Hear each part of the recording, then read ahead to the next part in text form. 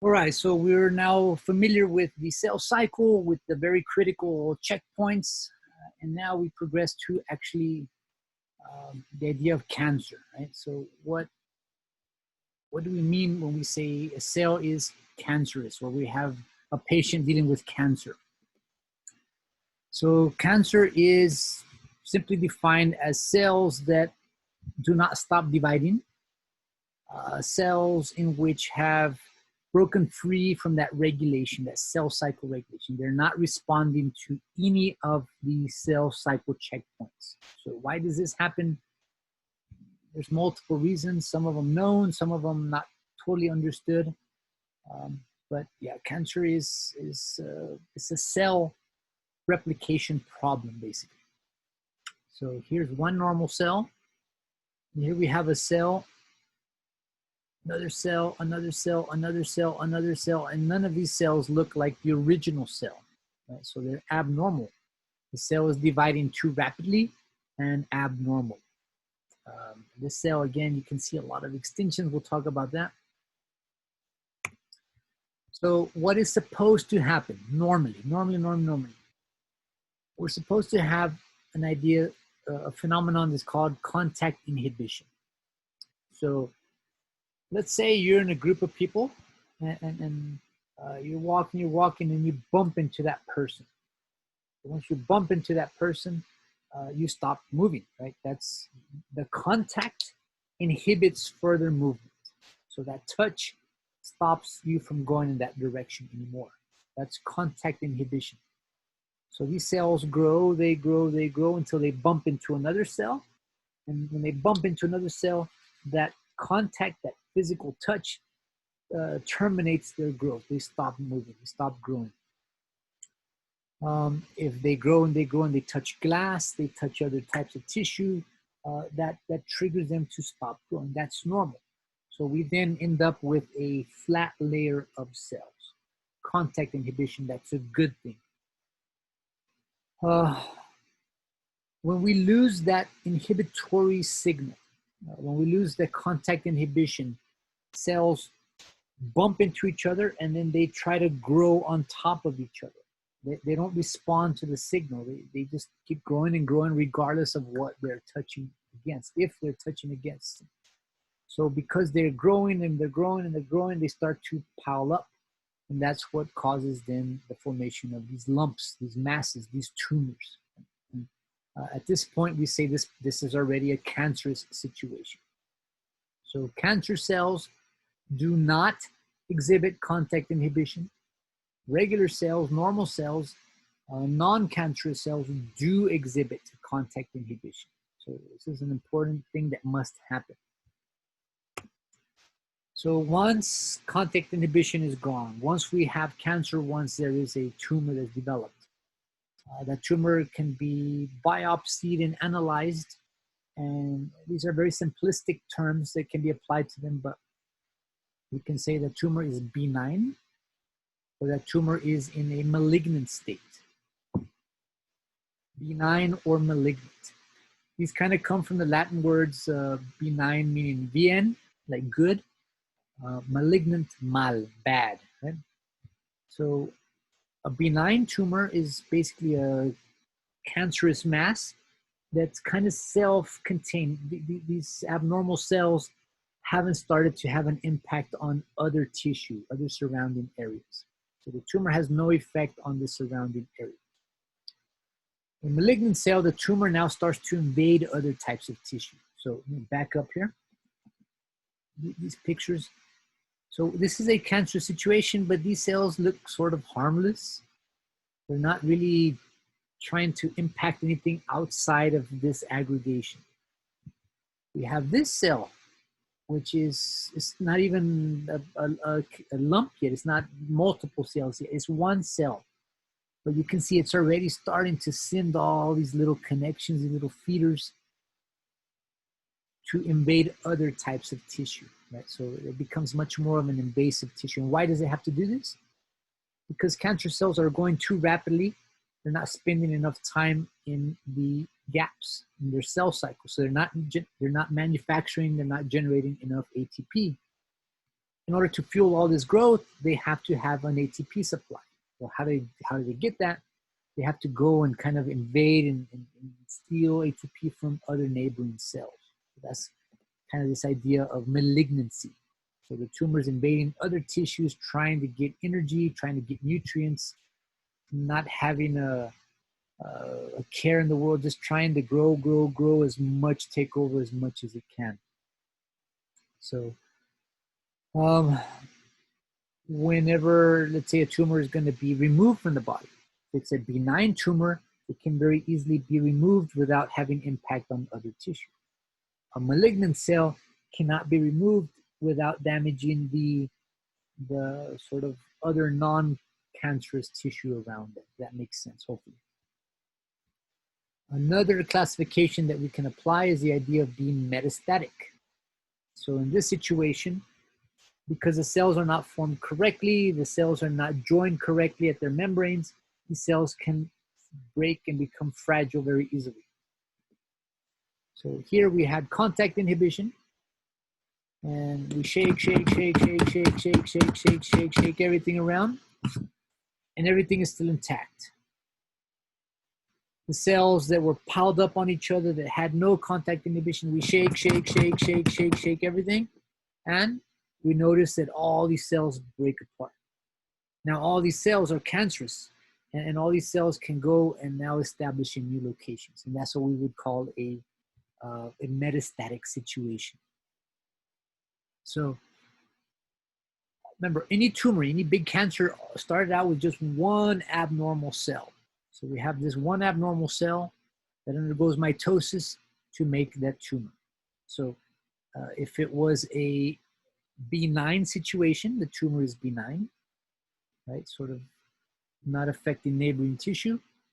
If the tumor is malignant, it starts to kind of send out these malignant feelers all around.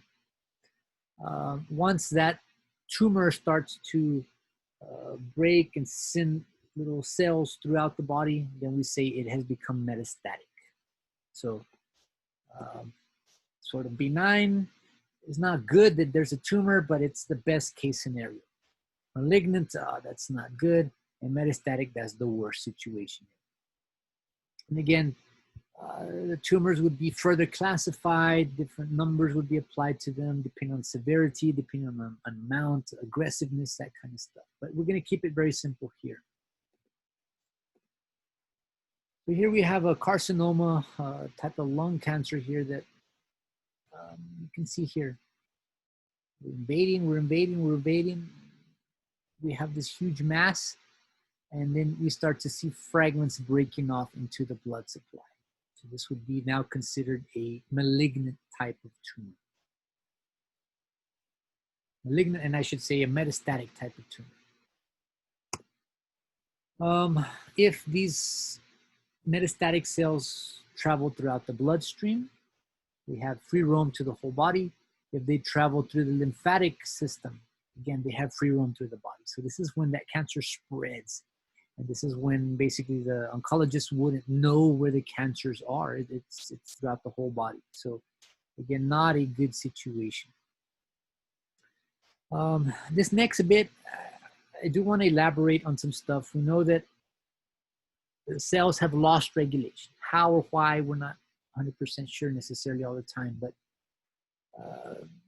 this is not necessarily a fully accurate title. Cancer-causing agents is not necessarily 100% accurate, but we know there's some agents that are very strongly correlated with cancers. So things like radiation, things like smoking tobacco, things like diet, certain viruses, and genetics, right? So these things that may not necessarily cause the cancer, but they're going to have a negative impact on how your body fights the cancer. So radiation is high energy that can go and disrupt and cause mutations on the DNA, damage the DNA, and not allow then that genetic instruction to be normal, right? Tobacco can have an impact on some of these regulatory enzymes. We know diet the nutrition that cell is receiving can be flawed. Certain chemicals in our diet can be mutagenic, carcinogenic. Viruses, we know a virus is an actual instruction that comes and jams itself into our normal DNA, disrupting our normal DNA. So radiation exposure, tobacco, diet, viruses, we have some control over the exposure. Right? If you don't want to smoke, you don't smoke. If you want to eat healthy, you eat healthy. If you kind of take care, social distance, that kind of stuff, you can minimize your risk of getting certain viruses. Genetics is different. Genetics, we don't really have a say in the matter. We don't have control over what genes mom and dad gave us. So we hope mom and dad gave us good genes, but maybe mom and dad gave us genes that make us more propense to have certain types of cancer, to give us a higher risk of certain cancers. If ovarian cancer runs in your family, well, without doing anything at all, you already have a higher risk of developing ovarian cancer. If prostate cancer runs in your family, if breast cancer runs in your family, we are already higher at risk for developing these cancers than a person who doesn't have these in their family tree. So again, we don't have any say in the matter, but we do inherit certain genes that we call tumor suppressor genes, right? We have these genes, these genetic instructions, DNA. We're going to talk about the BRCA proteins, BRCA2, BRCA, like a tumor suppressor family of proteins. So we inherit DNA that transcribes to make RNA, that translates to make these tumor suppressor proteins, these green pickle-looking things here, yeah? So right now, our body is doing this. We have these proteins that circulate that basically are, think of them like security guards that are looking for cancers, looking for abnormal masses. And when they see these abnormal masses, they go and they help to destroy these. So we have an anti-cancer system, a cancer-fighting system already in our body with these proteins. But these proteins are dependent upon our tumor suppressors, our tumor suppressor genes, our BRCA genes. Now, if by mutation caused by radiation, by mutation caused by tobacco, by mutation caused by viruses, or just bad luck, bad genes, if our instructions, our genetic instructions are mutated or damaged, then we're going to have mRNA that's damaged, and we're going to then have incorrect tumor suppressor proteins. So if we have some sort of missense or nonsense or frame shift mutation, it's going to have a negative impact on our tumor suppressor proteins. So the cancers develop. Normally, we should be able to fight them off, but we change the shape of the protein, and we change the shape of the protein, we change the function of the protein. So we are then not able to fight off that cancer. So I've told you this many times, take care of your DNA, right? Your DNA is vital for your health and then for the health of your offspring as well. Right now with a lot of these, these Ancestry.com, 23andMe, these like family tree companies that are trying to do DNA sequencing and let you know your heritage, that kind of stuff. They're doing also genetic analysis. So it used to be super expensive. Now for under $200, you can know whether or not your BRCA genes are correct and valid and are producing healthy tumor suppressor proteins. So it's technology, if used properly, can give us a lot of information. And some people do want to know that. Some people will say, no, ignorance is bliss. I don't want to know. Some people, yes, I want to know if my proteins are doing what they're supposed to. Right? So again, lots of stuff there. Just trying to streamline this as much as possible. Just showing you some of the common cancers in the United States, from most common to least common. So skin cancer, lung cancer, colon, ovarian, breast, testicular, prostate, and blood leukemia cancer. So In essence, they're different parts, different cells, different tissues, but it's the same problem. It's the same loss of cell cycle regulation that's going on.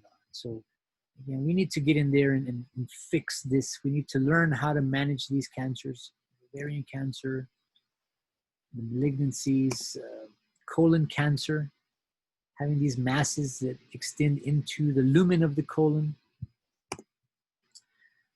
Looking then at breast cancer,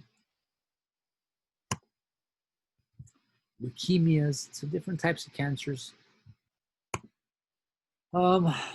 Regardless of what the cancer type is, first the biopsy will be done, trying to figure out what stage, what classification that tumor is in.